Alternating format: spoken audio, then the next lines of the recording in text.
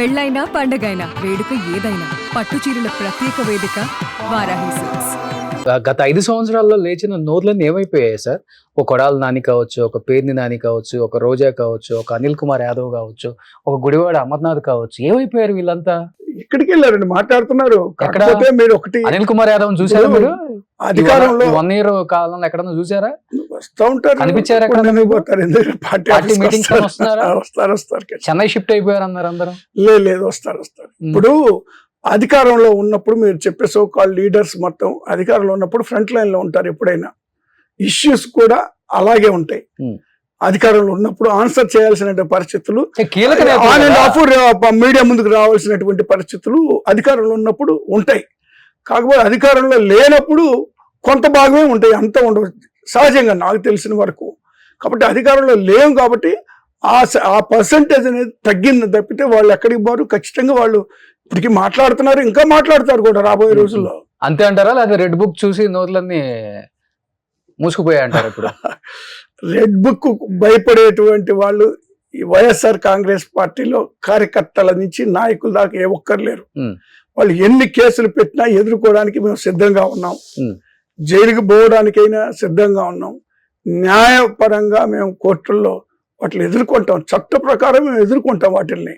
తప్పితే భయపడేసి పారిపోయో లేదా భయపడేసి రాజకీయాలు మానుకునే పరిస్థితుల్లో వైఎస్ఆర్ కాంగ్రెస్ పార్టీ రాజకీయాలు మేము చెప్పట్లేదులే కానీ రెడ్ బుక్ కు భయపడి కీలక నేతలు పార్టీలు అయితే మారుతున్నారు కదా.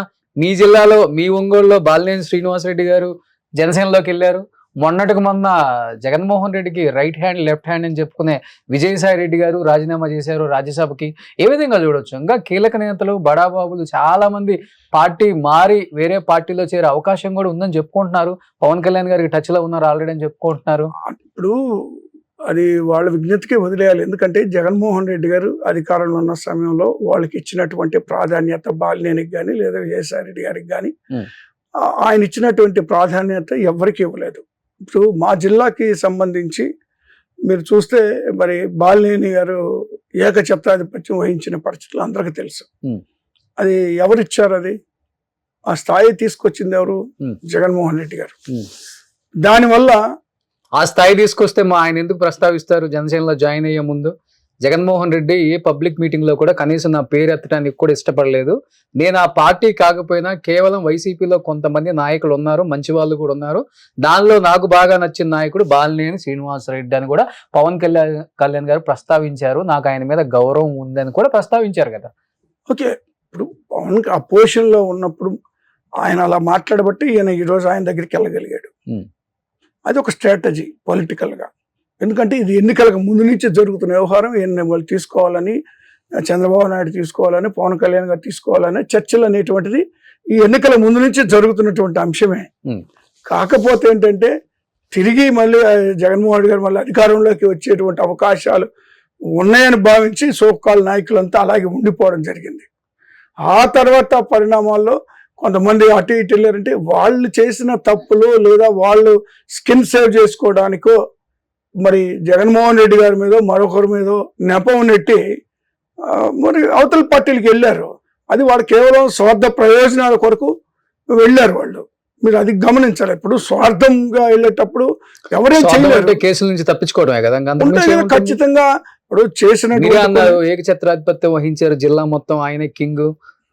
అది ఇప్పుడు కబ్జాలు కూడా ఉన్నాయని చెప్పారు కదా. అంటే ఇప్పుడు ఆ పాయింట్ ఏంటంటే దానివల్ల అన్ని ఈయన ఇంటర్ఫీర్ అవడం వల్ల అన్ని నియోజకవర్గాల్లో కూడా కొన్ని ఇబ్బందులు జరిగినాయి.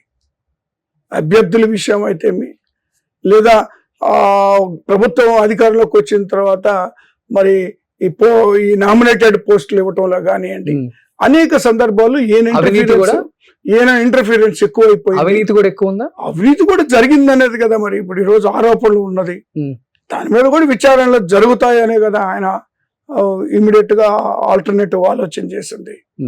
సో ఇవన్నీ ఉన్నాయి కాబట్టి సో ఆయన స్కిన్ సేవ్ చేసుకోవాల్సిన పరిస్థితులు అనివార్యంగా ఏర్పడ్డాయి. అందువల్ల ఇప్పుడు ఒకటి గుర్తుపెట్టుకోవాలి, ఇక్కడ నేను ఒక్క మాట గట్టిగా చెప్పదలుచుకున్నాను. ఈ రాష్ట్రంలో నాయకులు పార్టీలు మారారు తప్పితే వైఎస్ఆర్ కాంగ్రెస్ పార్టీ కార్యకర్తలు మాత్రం అలాగే ఉండిపోయారు. హ్యాట్స్ ఆఫ్ అండి వాళ్ళకి. వైఎస్ఆర్ కాంగ్రెస్ పార్టీ కార్యకర్తలు అలాగే ఉన్నారు. 40% ఓటింగ్ వచ్చిందంటే మరి మీరు ఒకసారి అర్థం చేసుకోవాలి, 11 సీట్లకు పరిమితం అయినా కూడా ఓటింగ్ శాతం 40 వచ్చిందంటే నిక్కార్సైన కార్యకర్తలు జగన్మోహన్ రెడ్డి గారిని మరి ప్రాణాలు పెట్టి కాపాడుకునేటువంటి వాళ్ళు, అధికారం ఉన్నా లేకపోయినా వైఎస్ఆర్ కాంగ్రెస్ పార్టీ జెండాని నడి రోడ్డు మీద ధైర్యంగా ముక్కవని దీక్షతో పట్టుకొని తిప్పగలిగినటువంటి కార్యకర్తలు ఈరోజు వైఎస్ఆర్ కాంగ్రెస్ పార్టీకి ఉన్నారు. కార్యకర్తలు ఉన్నారు, కానీ లీడర్సే ఉండట్లేదు. లీడర్స్ వస్తారు పోతారండి, మీరు గుర్తుపెట్టుకోవాలి. ఇక్కడ లీడర్స్ ఎప్పుడు కూడా ఆ ఇంపార్టెన్స్ ఉండదు. నువ్వు ఎంతసేపు ఆ జెండా కింద ఉంటేనే ఎవరికైనా గౌరవం. జెండా వదిలిన తర్వాత ఏ లీడర్ కూడా గౌరవం అనేటువంటి ఉండదు. ఆ లీడర్ తోటి ఇంకొంతమంది లీడర్, నాలాంటి లీడర్స్ కొంతమంది పోతారేమో కానీ కార్యకర్తలు మాత్రం అక్కడే ఉండిపోతారు. కార్యకర్తలు జగన్మోహన్ రెడ్డి గారికి నిక్కార్సైన కార్యకర్తలు అలాగే ఉండిపోయారు. కాబట్టి ఇది కార్యకర్తల్ని నమ్ముకున్న పార్టీ కానీ లీడర్ని నమ్ముకొని లేదా కొంతమందిని ఎవరినో మరి బేస్ చేసుకొని ఈ పార్టీ రన్ చేయటం లేదు. కార్యకర్తలే మళ్ళీ రేపు 29 అధికారంలోకి వైఎస్ఆర్ కాంగ్రెస్ పార్టీని తీసుకొస్తారండి. సుమన్ టీవీలో మీ పర్సనల్ అండ్ బిజినెస్ ప్రమోషన్స్ కోసం కింది నెంబర్కి కాంటాక్ట్ చేయండి.